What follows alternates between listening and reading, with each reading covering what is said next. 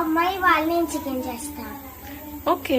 ఈరోజు కిచెన్లో అయితే నా కూతురు హడావిడి చేసేస్తుంది చికెన్ కర్రీ చేస్తానని చెప్పి. సరే అని చెప్పి ఎలా చేయాలో చెప్పాను. ఈ చికెన్ కర్రీ వచ్చేసి ఒక్కొక్కరు ఒక్కొక్క స్టైల్లో చేస్తారండి. నేనైతే ఇదే స్టైల్లో చేస్తాను రెగ్యులర్గా మా ఇంట్లో. ముందుగా ఆయిల్లో ఆనియన్ ఫ్రై చేసుకుని అందులో కొంచెం పసుపు వేసి చికెన్ అయితే వేసేసుకోండి. అల్లులు వెల్లుల్లి.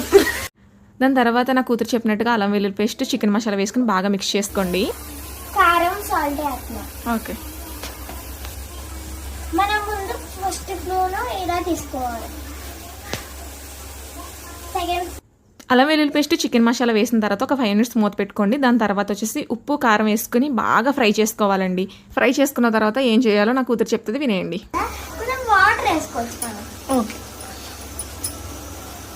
కొంచెం వాటర్ వేసుకున్న తర్వాత మూత పెట్టేసుకుని ఒక 10 minutes సిమ్లో కుక్ చేసుకున్నామే అనుకోండి, సూపర్ టేస్టీ చికెన్ కర్రీ అయితే రెడీ అయిపోతుంది. సో మీరు కూడా ప్రిపేర్ చేసుకుని ఎలా ఉందనేది కామెంట్ చేయండి. సో ఈ వీడియో నచ్చితే లైక్ చేయండి.